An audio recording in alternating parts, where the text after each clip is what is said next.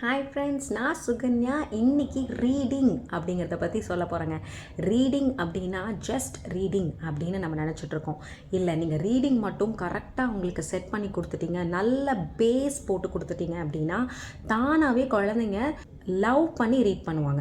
அவங்களாவே புக்ஸ் எடுத்துகிட்டு வந்து உட்காந்து ரீட் பண்ண ஆரம்பிச்சிருவாங்க. சரி, ஸ்கூலில் தான் நம்ம ரீட் பண்ண போகிறோமே, எதுக்கு நம்ம தனியாக ரீட் பண்ணுறதுக்கு கிளாஸஸ் சேர்க்கணும் அப்படின்னு நீங்கள் கேட்குறீங்க அப்படின்னா, அவங்களுக்கு செல்ஃப் லேர்னிங் அப்படின்னு நீங்கள் இன்ட்ரடியூஸ் பண்ணணும்னு ஆசைப்பட்டீங்கன்னா கண்டிப்பாக ரீடிங் நீங்கள் முன்னாடியே போட்டு கொடுக்கணும். இப்போ கிளாஸ்க்கே போகிறாங்க அப்படின்னா ரீடிங் அவங்களுக்கு தெரிஞ்சதுன்னா அவங்களுக்கே ஒரு செல்ஃப் இன்ட்ரெஸ்ட் வந்துடும் எல்லாமே ரீட் பண்ணுறதுக்கு. ஸோ 2 லாங்குவேஜஸ் நாங்கள் சொல்லி கொடுத்துட்ருக்கோம், தமிழ் அண்ட் இங்கிலீஷ். ரீடிங் ரொம்ப எஃபிஷியன்ட் மேனரில் சொல்லி கொடுத்துட்ருக்கோம். உங்களுக்கு ஃபுல் சாட்டிஸ்ஃபேக்ஷன் இருக்கும் கிளாஸஸில். நீங்கள் நினைக்கிற அளவுக்கு பெரிய அளவுக்கு சார்ஜ் பண்ணுறது கிடையாது. நீங்கள் அவங்கள என்ரோல் பண்ணிங்கன்னா அவங்களுக்கு கான்ஃபிடென்ஸ் லெவல் கண்டிப்பாக ஏறுங்க. Reading is a must. அவங்களாவே ரீட் பண்ணுறது இஸ் அ செல்ஃப் லவ். அவங்கள இந்த சப்ஜெக்ட் புக்ஸ் மட்டுமே படிக்க வைக்கிறதுனால நமக்கு எந்த லாபமுமே கிடையாது.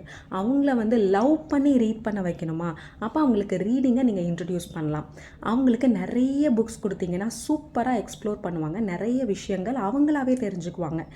உங்களுக்கு கிளாஸஸ் வேணும்னா நீங்கள் இந்த காண்டாக்ட் நம்பரில் காண்டாக்ட் பண்ணி நீங்கள் கிளாஸஸ் என்ரோல் பண்ணிக்கலாம். ஃபுல் சாட்டிஸ்ஃபேக்ஷனுக்கு நான் கேரண்டி. தேங்க்யூ. வாழ்க வளமுடன்.